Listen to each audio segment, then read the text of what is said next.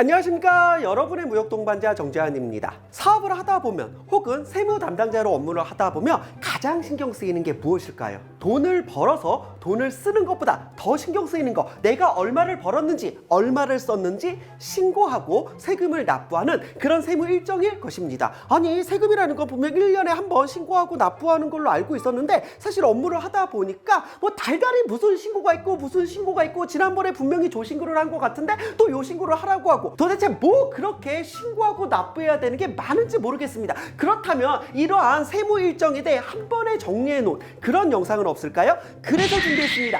오늘은 초보 사업자 그리고 세무 담당자를 위한 모든 세무 일정을 총정리해 보겠습니다. 시작합니다.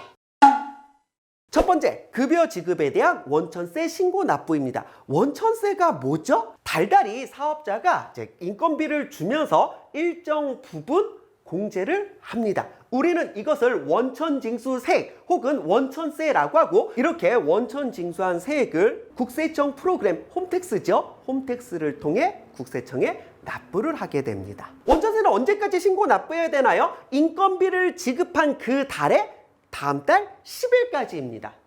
인건비 지급이라는 게 일정 부분 떼는 것도 있고 3.3% 정해서 떼는 것도 있고 어떤 사람들은 8.8%를 떼서 그 차이는 뭐죠? 원천세는 크게 근로소득, 사업소득, 기타소득이 있습니다. 그럼 내가 징수하는 게 근로소득인지 사업소득인지 기타소득인지 어떻게 알 수가 있을까요? 일단 3.3%를 뗐으면 사업소득이고요. 대부분 프리랜서한테 대가를 지급할 때 3.3% 원천징수를 합니다. 혹은 8.8%를 떼고 지급하면 그것은 기타소득이 됩니다. 그럼 사업소득과 기타소득의 차이는 뭐죠? 사업소득은 프리랜서한테 지급하는 거, 어느 정도 고정적으로 업무를 하는 프리랜서한테 지급하는 게 대부분 사업소득이고, 기타소득은 일회성 업무를 하고 대가를 지급하는 경우, 그리고 8.8%를 공제하는 경우 기타소득이 됩니다. 이것을 구분하는 기준은 간단합니다. 예를 들어 제가 학원에서 계약을 하고 강의를 하죠. 이럴 때는 다 3.3% 사업소득으로 떼고 저한테 강사료를 지급합니다. 하지만 제가 각종 공공기관이나 공기업, 대기업, 중소기업 가리지 않고 외부 강의를 나갑니다. 이렇게 일회성 외부 강의를 나가는 경우에는 이제 8.8%를 공제하고 기타소득으로 강사료를 지급합니다. 사업소득과 기타소득이 무엇이 다른지는 다시 말씀을 해드리도록 하겠습니다. 그럼 근로소득은 뭐죠? 우리가 월급이라고 말하는 겁니다. 이제 사회보험,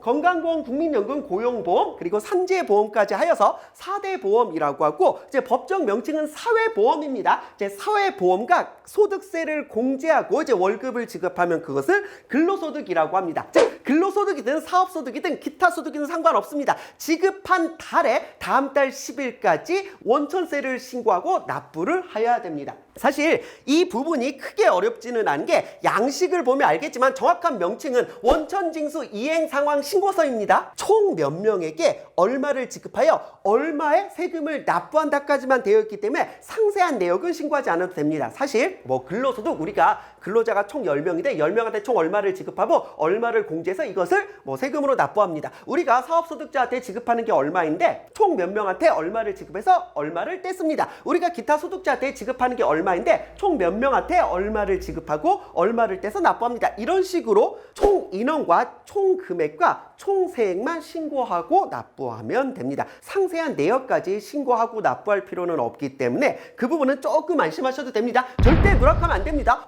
그런데 분명히 내가 알기로 이 원천세 신고 매달 하지 않고 1년에 2번, 즉 1월부터 6개월까지를 합쳐서 7월 10일까지, 7월부터 12월까지를 합쳐서 다음년 1월 10일까지 1년에 2번 신고하고 납부하는 경우가 있다고 하는데 그건 뭐죠? 그거는 원천세 반기 납부자입니다. 내가 원천세 반기 납부자가 되고 싶다라고 하면은 요 서류대로 원천징수세액 반기별 납부 승인 신청서를 관할세무서에 제출하여, 물론 홈택스로도 온라인으로도 당연히 됩니다. 승인을 받으면 1년에 2번만 신고 납부할 수가 있습니다. 물론 회사에 따라서는요, 번거롭긴 하지만 매달 신고 납부하는 걸 선호할 수도 있습니다. 왜요? 이게 6개월마다 신고 납부를 하다 보면 금액도 커지고 한번 누락했을 때 가산세도 그만큼 커지기 때문에 그래도 뭔가 사고 쳤을 때 수습이 가능한 이제 달달이 이제 신고 납부하는 것을 선호하는 기업도 있고, 또 하나 달달이 이제 신고 납부하면 금액이 조금인데 6개월치를 한 번에 신고 납부한다라면 금액이 너무 커져가지고 이제 몇몇 기업들은 처음부터 이제 반기 납부를 별로 선호하지 않는 경우도 있고,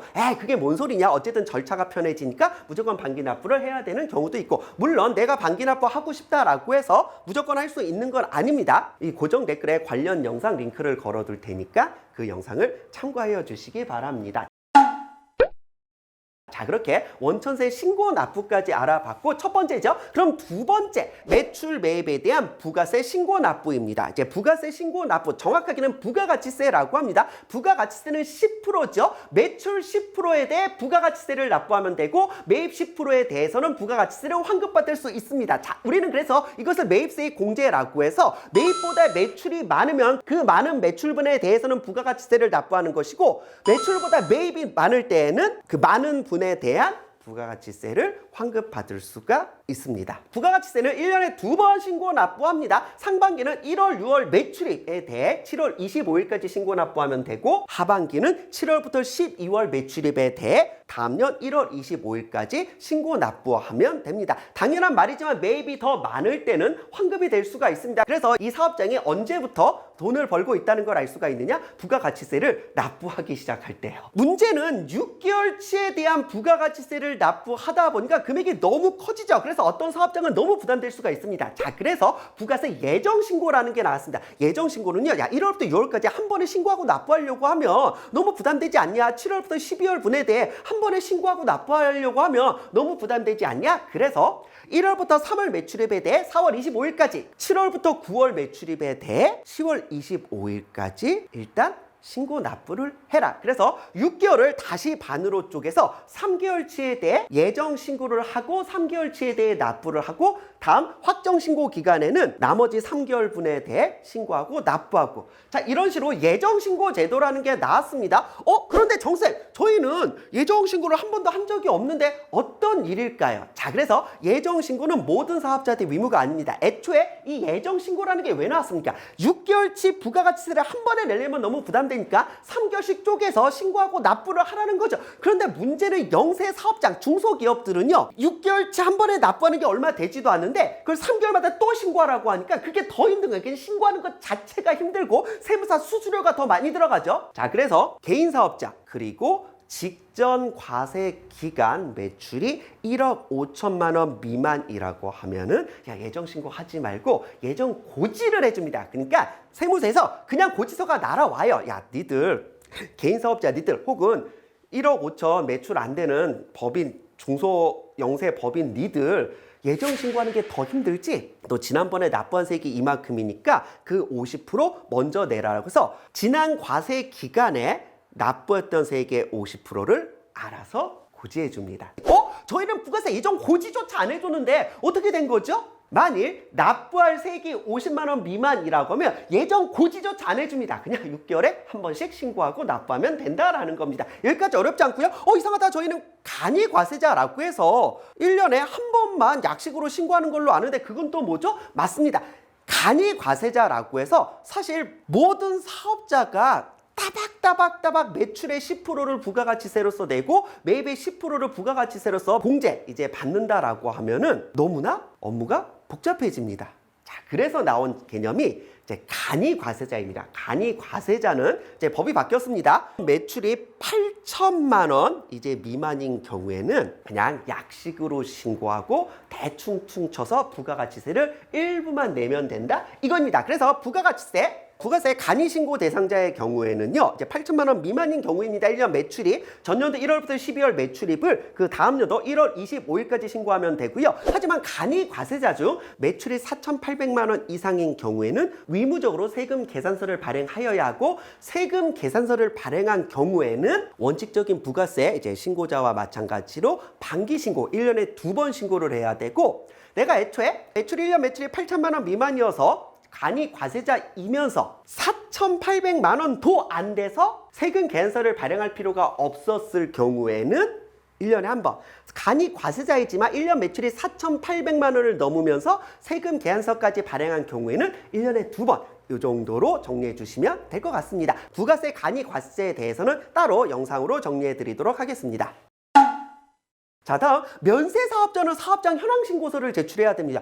이게 뭘게요? 부가세 신고라는 건 과세 사업자가 하는 거죠. 과세 사업자가 이제 1년에 2번, 뭐 예정 신고까지 하면 1년에 4번이 되는 거죠. 신고를 하면 그게 이제 국세청에 그 기업의 이제 매출로 확정이 되는 겁니다. 그러면 면세 사업자의 경우는 뭐 출판사, 서점, 뭐 농수산물 업자나 이런 면세 사업자의 경우에는 애초에 부가가치세 납부 의무가 없기 때문에 부가가치세 신고 기간에 아무것도 할 필요가 없습니다. 그러면 면세 사업자는 1년 그 매출입에 대해 국세청한테 어떻게 신고를 하느냐에 대해서 면세 사업자는 1월부터 12월까지 매출입에 대해 다음 년 2월 10일까지 면세 사업장 현황 신고서라는 걸 제출하면 됩니다. 자, 그래서 이거 누락하시면 안 됩니다.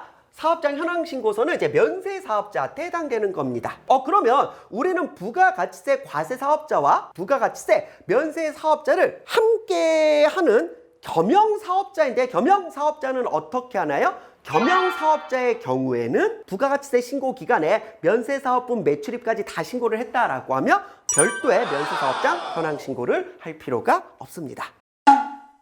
자, 다음 원천세 신고 내역을 정산하는 지급명세서입니다.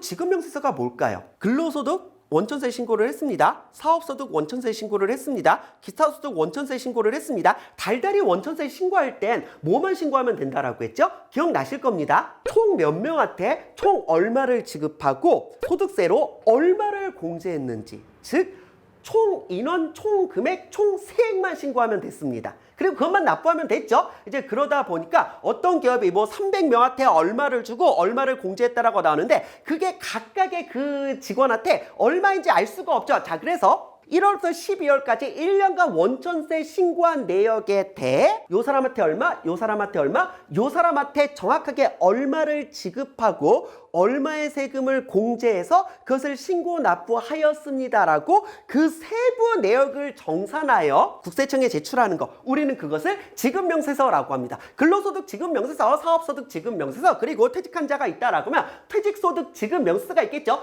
이것은 다음 년도 3월 10일까지 제출하면 되고, 기타소득 지급명세서는 다음 년 2월 말까지 제출하면 됩니다. 자, 제출이죠. 왜냐하면 원천세 신고 납부한 내역에 대한 그 세부 사항을 제출하는 것이기 때문에 여기서는 제출만 하면 되고 따로 납부할 건 없습니다. 자, 그래서 뭐 근로소득 지급명세서, 무슨 사업소득 지급명세서, 기타소득 지급명세서라고 말을 하기도 하고요. 사람에 따라서는 원천징수 영수증이라고 말하기도 합니다. 즉 원천징수 영수증과 지급명세서가 같은 말이에요. 지급명세서는요, 사업자의 입장에서 내가 요 사람한테 얼마를 지급하고 얼마의 세금을 공제하여 얼마의 세금을 국세청에 신고 납부하였습니다라고 사업자의 입장에서 보는 건 지급명세서고요. 그리고 직원의 입장에서는 원천징수 영수증이라고 합니다. 그래서 원천징수 영수증과 지급명세서가 같은 개념이라는 건 알아두시고, 이상하다. 원천징수 영수증, 지급명세서, 이게 어디선가 많이 본 것 같은데, 그렇습니다. 이게 뭘까요? 근로소득 지급명세서 혹은 근로소득 원천징수 영수증을 우리는 다른 말로 뭐라고 하죠?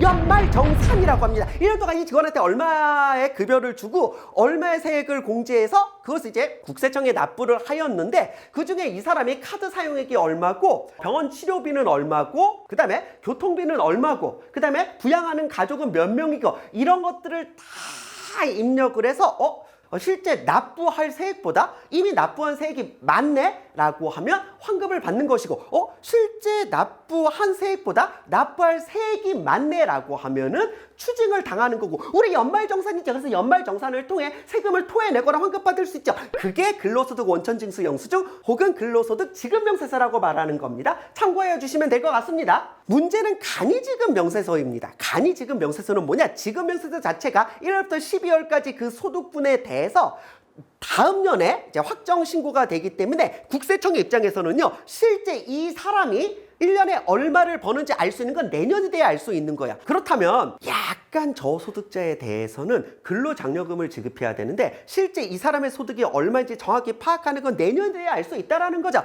그래서 간이지급명세서라는 게 나왔습니다. 사실 지급명세서라는 거 1년치 세부 내역을 한 방에 제대로 신고해야 되기 때문에 내역이 조금 복잡해질 수 있으니까 간이하게 그 지급명세서를 간이하게 좀 수시로 제출해주면 안 되겠느냐라고 해서 간이지급 명세서라는 게 나왔고요. 이 간이지급 명세서는요, 근로소득과 사업소득에 대해 1월부터 6월 지급분에 대해 다음 달 7월 말일까지, 그 다음에 7월부터 12월 이제 지급분에 대해 다음 년 1월 말일까지 이제 제출을 하라고 하다가, 야 근데 근로소득이야 그렇다 치더라도 사업소득까지 6개월에 한 번 제출을 하니까 소득이 파악되지 않는다라고 해서 2023년 현재 사업소득은 급여 지급월의 다음 달 말일까지 매달 간이지급 명세서를 제출해야 되고, 업무 늘어서 환장하는 겁니다. 2024년에서 한 번 더 개정됐습니다. 뭐라고요? 야, 근로소득도 6개월에 한 번 말고 사업소득도 매달 지급 명세서 간이하게 제출을 받았더니, 야, 소득 파악하기 좋네. 근로소득도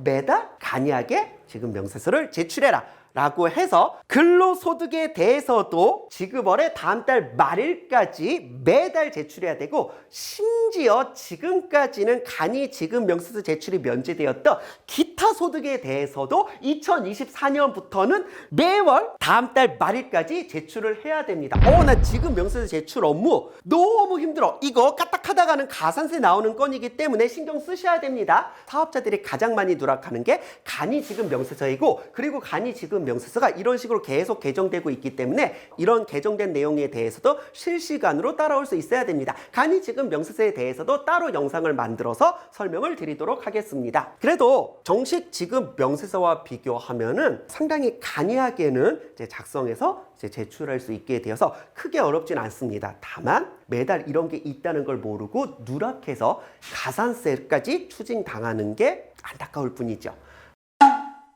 자, 다음 종소세와 법인세. 이제 개인 사업자라고 하면 1년간 매출입에 대해 다음 년 5월 31일까지 신고하고 세금을 납부해야 되고, 이것을 종합소득세라고 하여 종소세라고 합니다. 법인의 경우에는 대부분은 결산이 12월일 겁니다. 그래서 12월 결산 기업의 경우에는 다음 년 3월 31일까지 그 매출입에 대해 이제 신고를 하고 법인세를 납부해야 됩니다. 종소세는 얼마인가요? 라고 했을 때 이제 과세 표준이라는 건요, 내 총 매출에서 모든 매입 경비를 다 공제한 실제 세금을 납부해야 되는 그 금액을 말하죠. 그 금액이 1,400만 원 이하일 경우에는 6%부터 시작해서 15%, 24%, 35%, 38%, 40%, 42%, 45%로 계속 올라갑니다. 10억 원 초과되면은 45%네요. 자, 그런데 이게 딱 여기서 끝나는 게 아니라 이건 국세, 국가에 내는 세금 국세라고 합니다. 그리고 국세의 10%를 지방세로 납부해야 되기 때문에 15%가 아니라 16.5%이고 24%가 아니라 26.4%이고 45%가 아니라 49.5%입니다. 이거 참고하여 주시고, 그래서 사업소득이 3.3%고 기타 소득이 8.8%인 게 3%가 국세고 그 10%인 0.3%가 지방세, 기타 소득은 8%가 국세이고 그 8%의 10%의 0.8%가 지방세. 자, 그래서 이런 지방세의 개념까지 이해를 해주시고, 법인세의 경우에는 2억 이하인 경우 9%, 2억에서 200억 이하인 경우 19%, 그 다음에 21%, 24%. 요 구간에 있으면 참 좋겠다. 그래서 상대적으로 종소세보다는 법인세가 낮은 것을 알 수가 있습니다. 그래서 일정 매출이 되면은요, 애초에 국세청에서 이제 압박을 좀 합니다. 너 이제 법인으로 전환하는 게 좋지 않겠니? 그러면 개인 사업자와 법인 사업자의 차이가 무엇인지도 따로 영상으로 정리해 드리도록 하겠습니다. 그러면 분명히 부가세 신고 기간에 매출과 매입에 대해 다 신고를 했는데 왜 종소세와 법인세로 또 신고를 해야 되나요? 라고 했을 때, 자, 매출은 부가세 신고를 통해 확정이 되고요. 부가세 신고에서의 매입은 기본적으로 뭐가 있습니까? 카드 매입, 현금 영수증 매입, 그다음 세금 계산서 매입이 있죠. 거기에 추가적으로 경비로 들어갈 수 있는 거 인건비라던가 이제 접대비라던가 이렇게 부가세 신고 기간의 매입으로 잡히진 않았지만 종소세나 법인세 신고할 때는 경비로 잡히는 것들이 있습니다. 그것까지 다 신고를 해서 종소세와 법인세를 납부하면 되고요. 사실 매입보다 매출이 높아서 부가가치세를 많이 납부하는 법인과 개인 사업자도 인건비를 비롯하여 부가가치세 신고 기간에 이제 신고하지 않는 그런 이제 경비에 대해서 추가로 경비 인정이 되기 때문에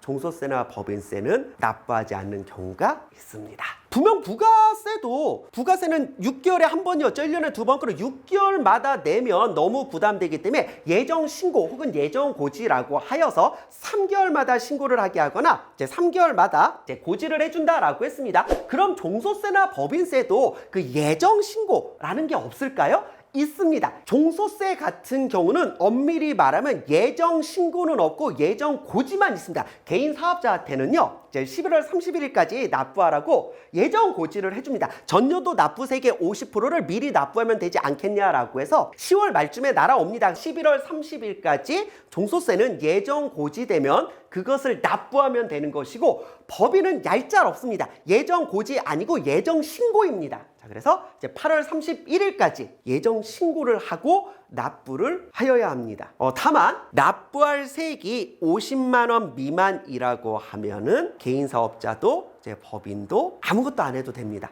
예정 신고 안 해도 되고 예정 고지 안 날라옵니다. 이 점 참고하여 주시면 될 것 같고, 과세표준 확정신고 및 납부계서서 이게 종소세 신고서고, 그 다음에 이제 법인세 과세표준 및 세액조정계산서가 이제 법인세 신고서가 되겠습니다. 이렇게 종소세와 법인세까지 정리를 해주시면 1년에 내가 어떤 세금을 언제 신고하고 납부해야 되며 또 어떤 서류는 언제까지 제출하면 되는지를 알 수가 있을 것이고, 요즘은 세상이 좋아져 가지고 대부분의 것들이 홈택스를 통해 직접 신고하고 납부할 수 있고 홈택스를 통해 직접 제출할 수 있기 때문에 이제 초보 사업자라고 하면은 어느 정도 이제 스스로 좀 해보다가 도저히 안 되겠다 싶을 때 이제 세무대리인을 통해 신고하는 것을 추천드리고, 그 다음에 자기가 이런 사업장의 세무 담당자라고 하면, 그런데 입사를 했는데 자기 사수는 이미 퇴사하고 나 혼자밖에 안 남았다라고 하면 그때 제일 쫄리는 게 그거거든요. 도대체 내가 이번 달에 무슨 세금을 신고해야지, 뭘 제출해야지, 까딱까딱 하나 놓치면은 세무서에서 과태료 고지서 같은 거 날아오고, 그리고 가산세 고지서 같은 거 날아오고 아주 환장하는 경우가 있습니다. 자, 그래서 특히 우리는 신고해야 될 때 못해서 가산세를 납부하는, 그 가산세를 추징당하는 그 가산세, 하여간 그 짜증나는 가산세, 그 가산세를 추징당하지 않는 그런 세상이 오기를 원하면서 초보 사업자와 세무 담당자에게 이 영상을 바칩니다. 물론 세무사무소나 세무법인에서 근무하는 세무대리는 이런 것들을 다 하겠지만, 기업에서 근무하는 세무 담당자나 사업자라고 하면은 이 영상을 통해 제때제때 신고하시고 제때제때 제출하셔서 가산세 고지서가 날아오지 않는 그 날이 되기를 바랍니다. 더 좋은 영상으로 찾아뵐게요. 안녕.